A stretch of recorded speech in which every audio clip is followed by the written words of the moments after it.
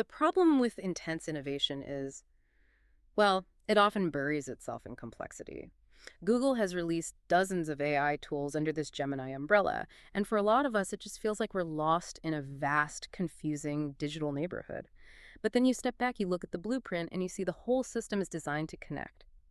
We're not just talking about a better chatbot here. We're asking, how does a single AI find your flight details, buried in a year's worth of messy emails, and then on the same afternoon, help you build complex custom apps without writing a single line of code?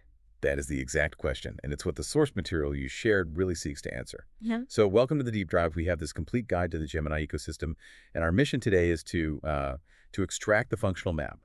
We need to see how Gemini Advanced serves as that single central brain connecting all these powerful and, frankly, disparate tools. Okay, let's unpack this. Right. The roadmap is structured to show a kind of progression of power. First, we'll establish Gemini Advanced as your core life assistant. It's the key that unlocks Gmail and Drive. Second, we'll get into the revolutionary tools for deep, verifiable research. Third, the collapsing barrier to creative work, so image and video generation. Then we're going to spend a good chunk of time on the integration within Google Workspace apps, the tools you use every day. And finally, we will dive into building custom automation using, well, it's been described as vibe coding. It's a huge stack, but it's surprisingly logical once you see it mapped out. Let's start right at that central point then. Gemini Advanced. The source material is very clear that this is the epicenter. It's almost like a command center. I like the analogy of a house where you work and play and build with different rooms for different tasks. That house analogy is perfect because the foundation of the whole thing is integration.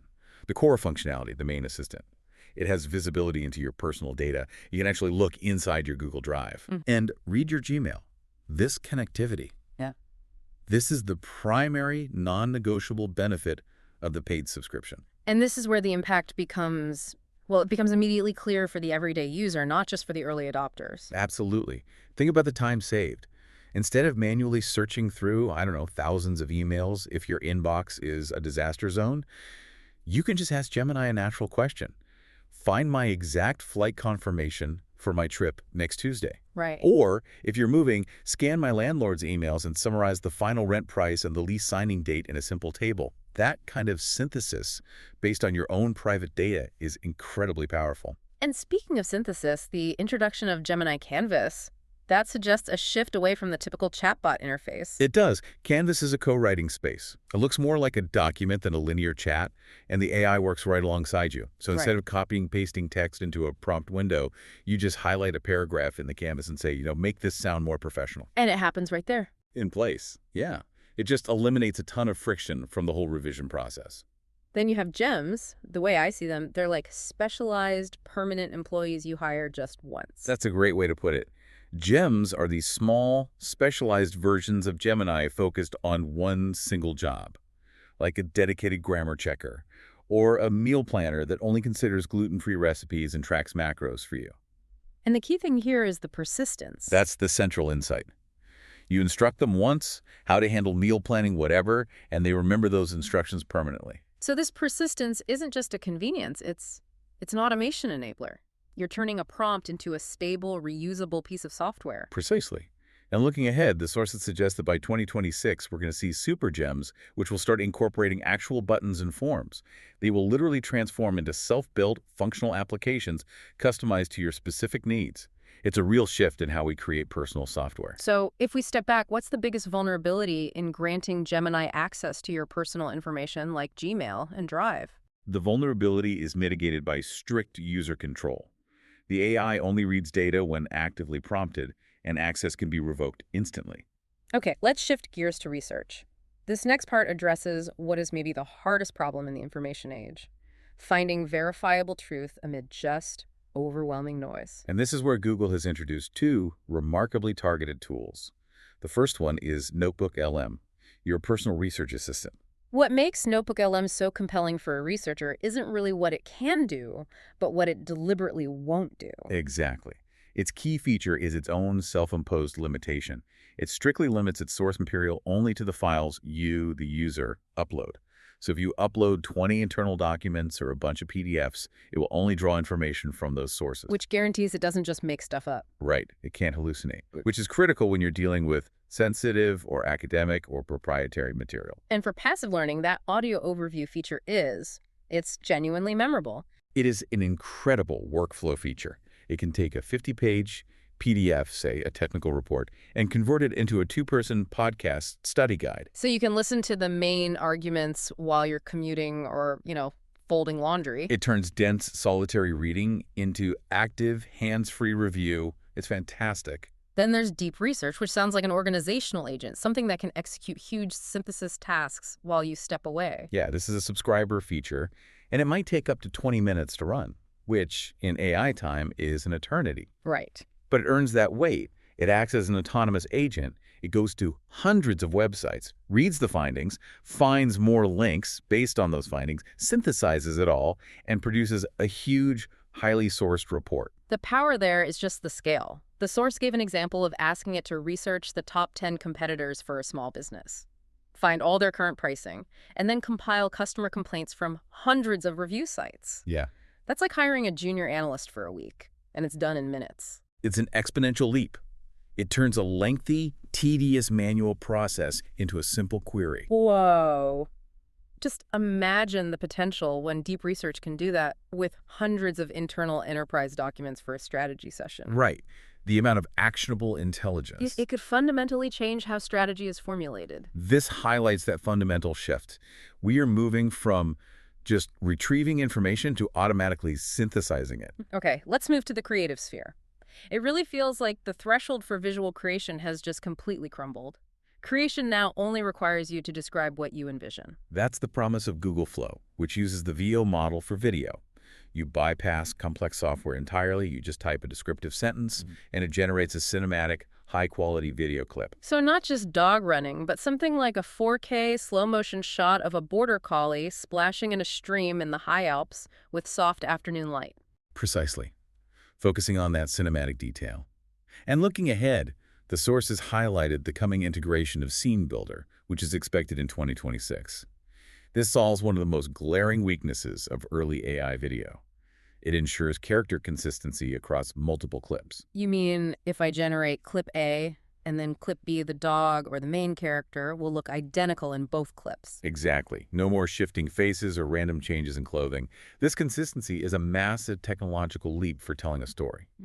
And for still images, we have Nano Banana Pro. Nano Banana Pro, which is a memorable name, if nothing else. But the functionality sounds revolutionary. It's the idea of editing an image just by talking to it. You upload a photo of your living room and you just tell the AI, remove that old sofa and replace it with a modern blue one. Or change the lighting to look like a sunny afternoon. You're bypassing all the traditional labor-intensive tools. So the editing happens by describing the desired changes. It sounds like a cheat code for graphic design. But does Scene Builder solve the issue of generating an entire long scene, or is it still limited to short 5-second clips? What are the current time constraints? The constraint remains on clip length. It's focused on high-quality short clips for now.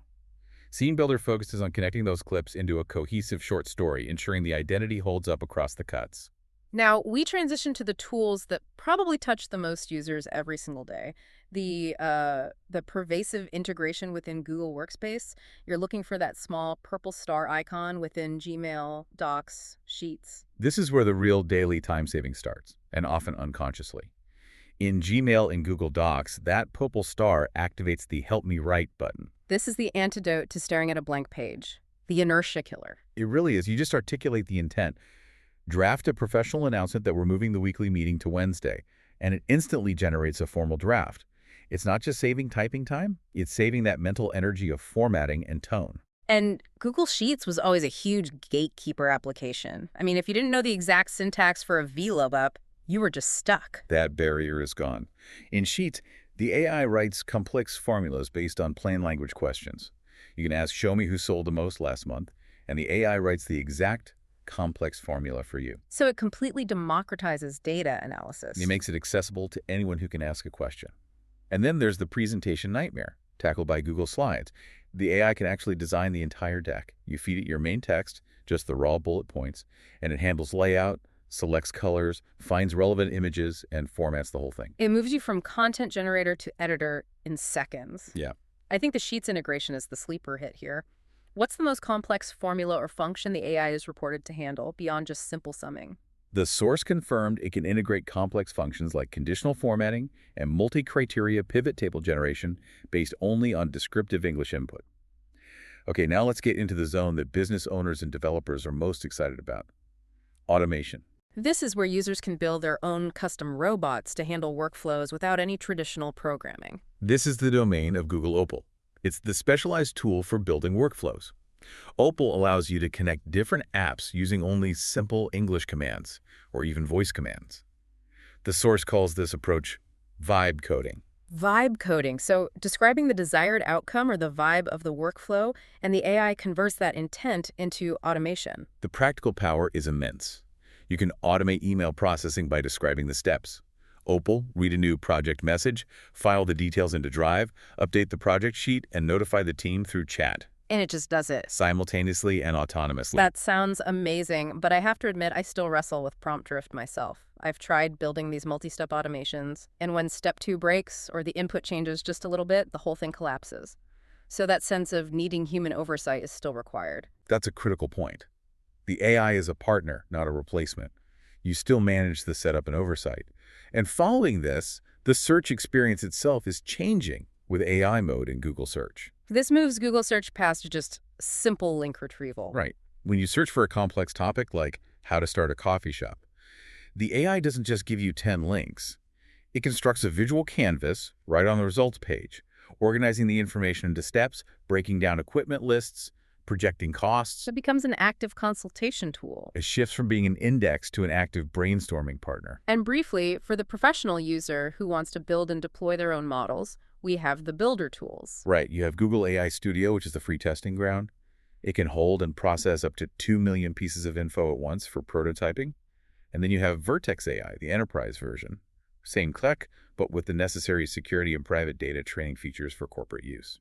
For a business owner focused on automating and scaling, is Opal ultimately more about time saving, or is it fundamentally about capability expansion? It is primarily capability expansion. It turns complex workflow descriptions that previously required a programmer into executable, persistent automation. So we've mapped the whole ecosystem. Yeah. Let's get to the crucial final question for the listener. What's the value proposition? Who should pay the $20 a month? The source material gives a really clear breakdown of the differences between the free and paid versions. And the paid version is where the integration lives. Okay, let's summarize those paid benefits because they do stack up pretty quickly. First, you get advanced chat. It's faster, it's smarter, using the best models. Second, you unlock that essential deep integration with your Google apps, Gmail, Docs, and Drive, that assistant feature we started with. Exactly. Third, you get access to deep research and the custom gems, which are behind the paywall because of the compute power required. And finally, the massive storage boost. Yes. Your Google Drive storage jumps from the basic 15 gigs, which, let's be honest, everyone uses up instantly, to 2 terabytes. For students, creators, anyone handling large files, 2 terabytes of storage alone is a significant value that rivals the AI features themselves. I would argue for students and professionals, the integrated assistant features combined with that storage. It makes the paid version a really worthwhile investment. It's the difference between using an isolated chatbot and having an integrated digital partner. And if you're ready to start exploring, the source recommends a few immediate practical steps so you don't feel overwhelmed. Start small. Try the basic Gemini chat for a simple task today, maybe structuring your grocery list. Second, go into NotebookLM, upload just one article you've been meaning to read, and listen to that audio overview podcast version. And third, next time you open a new email or document, just look for that Help Me Write button in Gmail or Docs. Just start experimenting. So, what does this all mean? The core idea we've extracted is that the real power here isn't in any single shiny feature. It's in the seamless integration across all of them. These tools, when you use them properly, are saving users about 10 hours a week on just boring tasks. The philosophy is sound. The AI is a sophisticated tool. Think of it as a powerful, intelligent hammer. But you are still the master carpenter. You're the boss. The AI just handles the monotonous nailing and sanding for you. Success comes from playing with the prompts and iterating. Yeah, don't be afraid to tell the AI its answer was terrible or that its automation failed. That conversational correction is the learning curve. If the Gemini ecosystem saves you 10 hours of boring administrative or research tasks every single week, What long-neglected creative project or strategic endeavor or personal passion can you now finally devote that reclaimed time to? That's the most important question for you to mull over. Pick one tool and start experimenting today.